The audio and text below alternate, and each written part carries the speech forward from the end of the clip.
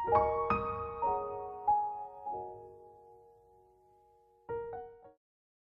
Everyone, welcome to my YouTube channel the soulful diary. आज के video में हम बात करेंगे सिल्विया प्लैथ की पोम लेडी लजारस के बारे में। पोएट के बारे में हम पहले ही एक वीडियो में डिस्कस कर चुके हैं, जिसका लिंक डिस्क्रिप्शन में। चलिए आज पोम के बारे में डिस्कस करते हैं। पोम को इन डेप्थ डिस्कस करने से पहले जान लेते हैं उसके कुछ की features. Plath's Lady Lazarus delves into death, rebirth, and the endurance of suffering, drawing parallel to the biblical figure of Lazarus. Lady Lazarus is about Sylvia Plath's failure in her previous societal attempts and her mental transformation before the third attempt. Plath is known for her tortured soul. This is what makes this poem intriguing to readers. Most people have experienced agony at least once. This agony is often so deep that there are no words to express the true anguish present. Plath, however, inserts delicate, beautiful words into dark, lonely feelings. The poem begins directly with the main theme of this piece, that is suicidal thoughts and death. According to the speaker, she has tried to kill herself once every 10 years. The first time, when she was only 10, was not an attempt at all, it was just an accident. But the second time, she was determined to accomplish her goal of self-destruction. However, the attempt also bore no fruit. It gave rise to bitter emotions in her heart concerning those who were around. She reveals her biggest enemy between her and the goal is the doctor who saved her. So before the last attempt, she bluntly says, no matter what happens in this attempt, if she gets saved, she will rise like a phoenix and devour men like air. The title lets us know that there will be references to death. Lazarus, the well-known Bible character who was brought back to life after 3 days in the tomb, will set the tone for the rest of Plath's poem. Since Lazarus was brought to life again, this poem will be one of the victory over death. Just like the biblical story, however, Plath intends to identify with the Lazarus decaying in the tomb rather than the Lazarus who had been brought back to life. The poem को चलिए in depth में discuss करते हैं. Lines 1 to 3. I've done it again, 1 year in every 10. I manage it. The first stanza of Lady Lazarus cannot be properly understood until the entire poem has been read. At first glance, this doesn't have much meaning, but after reading the entirety of Lady Lazarus, readers can gather what Plath is referring to suicide. She means right off the bat that she has tried to die once every decade of her life. Plath then begins to explain to readers why she has tried to die so many times. She uses vivid imagery to compare her own suffering to that of the Jewish people. Another Sylvia Plath's poem, readers can find such haunting and dark imagery. Lines 4 to 9. A sort of walking miracle, my skin, bright as a Nazi lampshade, my right foot, a paperweight, my face a featureless, fine Jew linen. In the second stanza, she compares her skin to a Nazi lampshade. This is significant because of the idea that the Nazi people used the skin of the Jews to make lampshades. Plath uses this horrifying metaphor to compare her own suffering to those in Nazi concentration camps. Plath's speaker conveys that heaviness of her pain by comparing her right foot to a paperweight. This metaphor helps the reader to understand that Plath's pain was so real that it felt like a physical weight. The paperweight conveys the nature of her emotional pain. The imagery of her featureless face reveals that she doesn't feel any identity. Such an expression is set apart for any specific or important purpose. She feels like a face lost in the crowd, one that no one would remember. Furthermore, she describes her face as a fine Jew linen. Jew linens were used to wrap the body of Lazarus before they laid him in the tomb. Those were also used to wrap Jesus' body before he was laid in the tomb. Plath's reference to the fine Jew linen reaffirms that she already feels dead, or rather, she feels nothing just as the dead feel nothing, and this inability to feel is precisely what causes her to suffer. Plath continues to use imagery of death to reveal her deepest feelings in the following stanzas. 10 to 15. Peel off the napkin, oh my enemy, do I terrify. The nose, the eye pits, the full set of teeth, the sore breath will vanish in a day. When she asks the reader to peel off the skin, she's challenging the audience to look at her for who she really is. She doesn't believe that anyone would want to really know her, to peer into her soul and really know how she is. She believes that if people were to do that, they would be terrified. The reason she thinks this way is because she is afraid that people will become aware that although she is alive in flesh, her soul is dead. This is why she continues to use imagery of death and decomposition to describe her. This is the point in Lady Lazarus at which the reader can become aware that Plath identifies not with the risen Lazarus, but with the Lazarus who is dead and has already begun the decomposition process. For this reason, she describes herself as having a prominent nose cavity, eye pits, and teeth. These features would be most prominent in a decaying body. Moreover, Plath explains that the sore breath, the putrid smell of death, will soon vanish. Line 16 to 21. Soon, the flesh, the grave cave, it will be at home on me, and I, a smiling woman, am only 30, and like the cat, I have 9 times to die. In the sixth stanza, she continues to explain the effect of death. Plath uses this imagery to explain the emptiness and numbness that tortured her soul. She uses the description of physical decomposition to convey the way she feels that her soul is decomposing. Plath then transitions from speaking of herself as an already dead woman to revealing that she is actually alive. However, the tone of Lady Lazarus reveals that she is disappointed at being alive. It becomes obvious that she identifies with death far more than with life.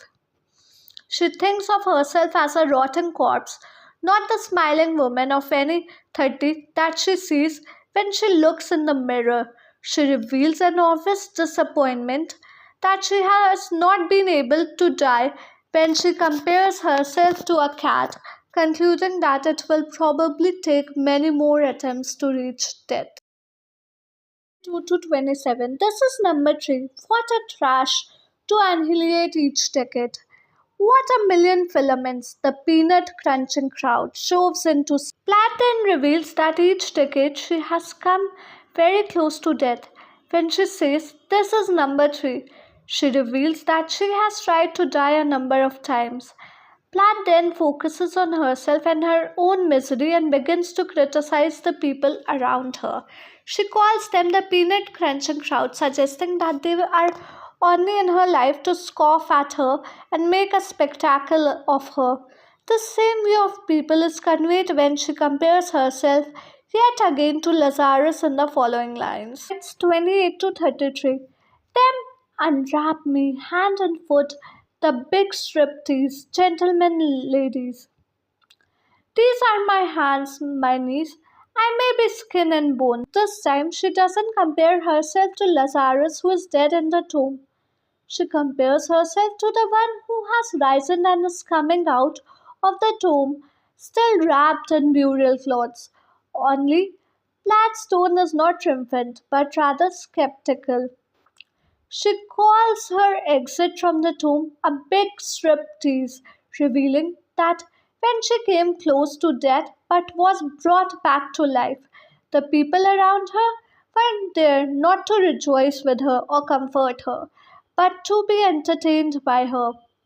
Her sarcastic tone reveals her frustration with the spectators and her disappointment that she was unable to stay dead. At this point, she realizes that she is alive, though she wishes she were still in the tomb. This gives the reader the imagery of Plath looking at her hands, her knees, her flesh, and her realizing she's still alive, at least physically. She realizes that she's just the same as she was before experiencing death. 34 to 39. Nevertheless, I am the same identical woman. The first time it happened, I was 10. It was an accident. The second time, I meant to last it out and not come back at all. I rocked shut. This stanza explains that she is the same woman she was before her near death experience. Plath then begins to give the reader some history on her experiences with death, explaining that the first time was an accident and she was only 10 years old. After reading the lines, it becomes clear that the first accidental near death experience was traumatizing to Platt but somehow left her wanting another taste of death. She does not reveal the age of her second encounter with her own death, which was her first suicide attempt. However, since she says she has tried only once every decade, we can assume she was around 20 years. The 13th stanza of Lady Lazarus reveals that Plath came so close to death that she believed she had actually experienced death.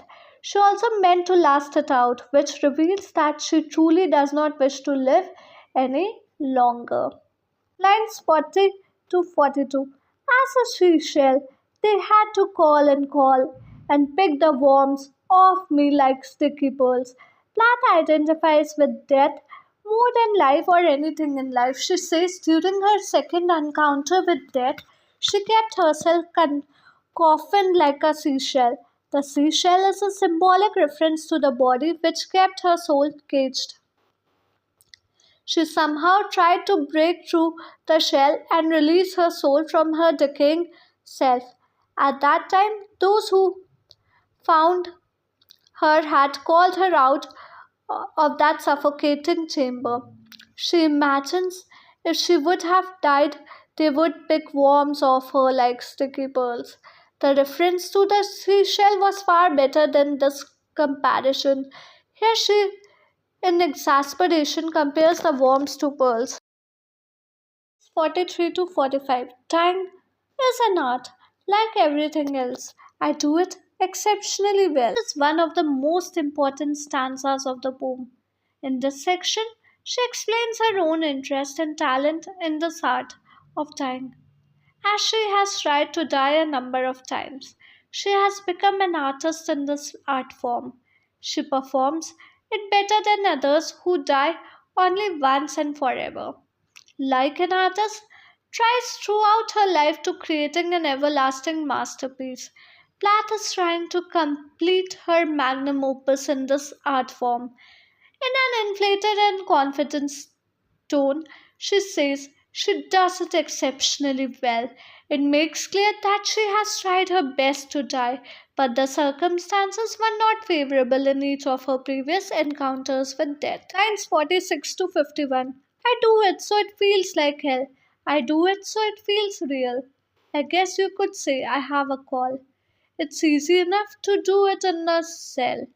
It's easy enough to do it and stay put. It's the theatrical. Each line of the stanza begins with the word I.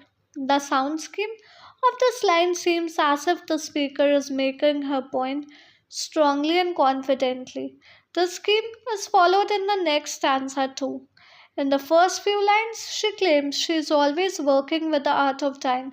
It means that the thoughts of dying are always rampaging in her head.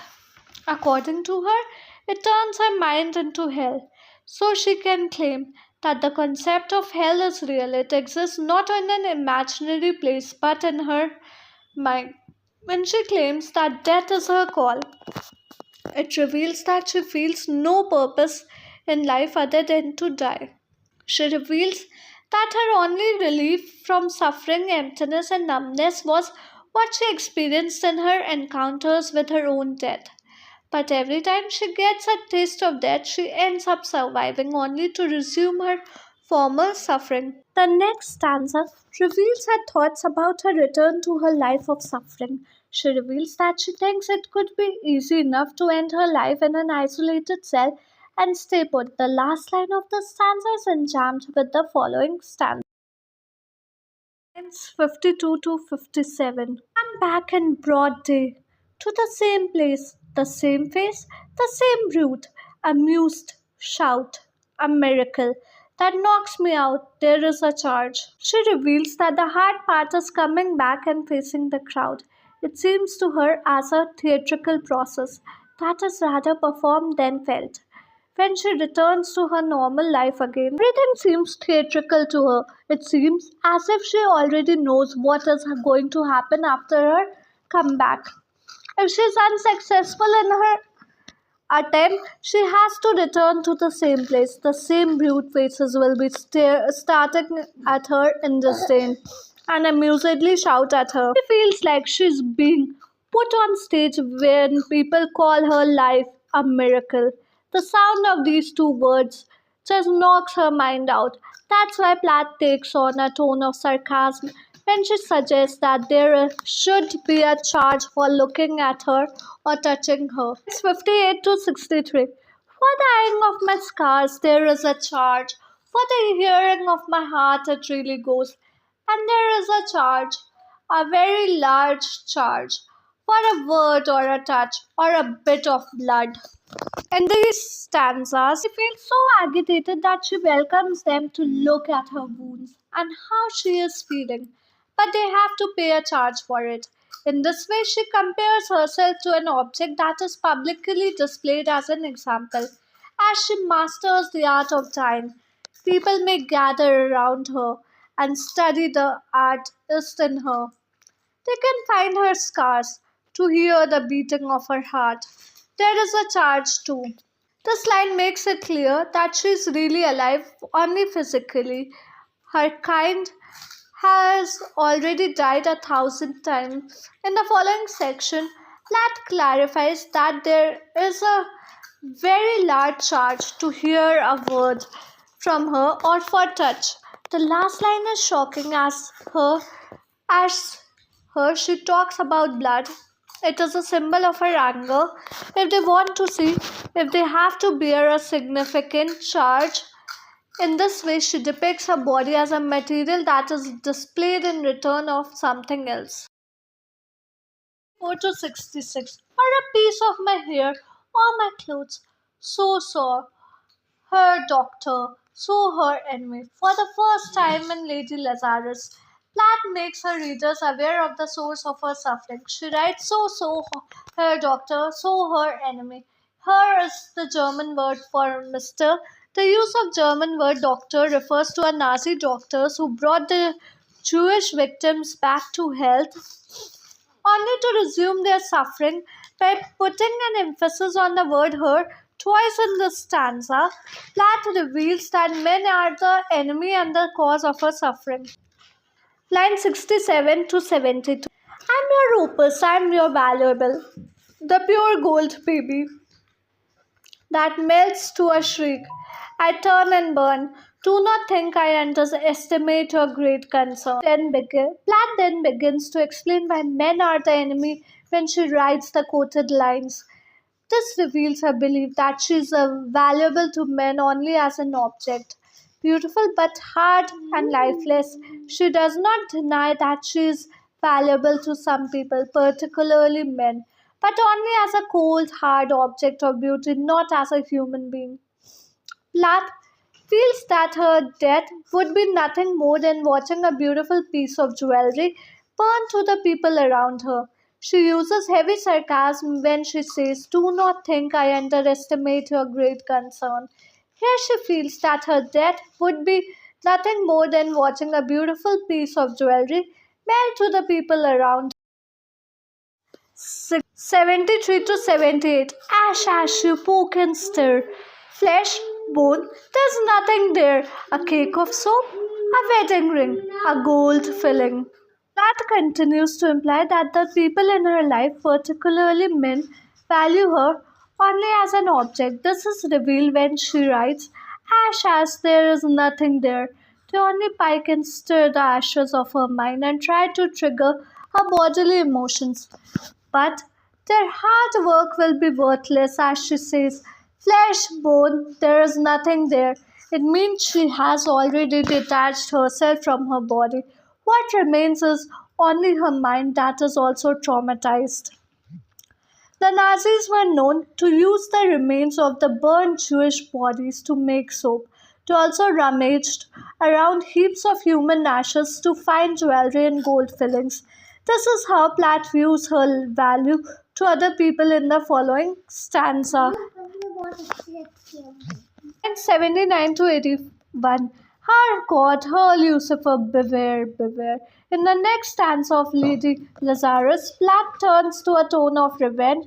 She continues to blame men, God, and the devil, specifically pointing out that both God and Lucifer, the devil, are men. This also reveals that she feels powerless under men.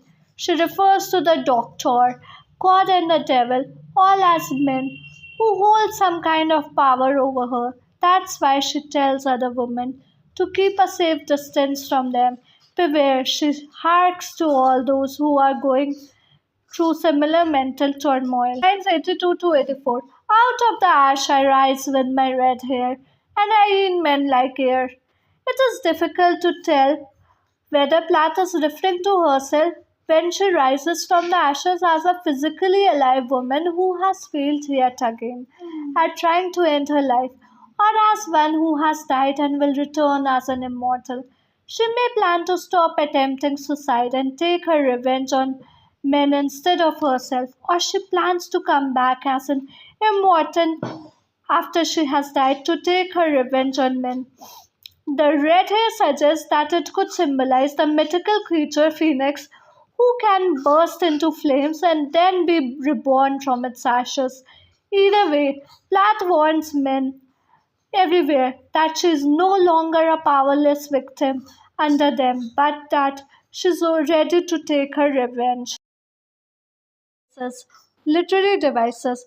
The title of the poem Lady Lazarus is an allusion to the biblical character Lazarus of Bethany. Through the title, the poet implicitly compares the character with herself, not in a subjective manner, but from the perspective of rebirth and decomposition. That is why it's also a metaphor. Another important device of this piece is enjambment. This device is used throughout the piece. For example, the last line of the second stanza is enjambed with the first line of the next stanza. Plath uses this poetic device for maintaining the flow. Some other literary devices used in this poem are simile, irony, paradox. Readers can find a simile in Bright as a Nazi lampshade. The rhetorical question, "Do I terrify?" contains irony as well. Apart from that, the last two lines are paradoxical in sense. It also uses paralogy, alliteration, and anaphora. For example, soon, soon the flesh contains a paralogy, face of featureless has an alliteration of the F sound. In the 16th stanza, readers can find an anaphora. The trauma of mental illness. As a poem concerned with suicidal ideation, Lady Lazarus inevitably invokes the theme of mental illness.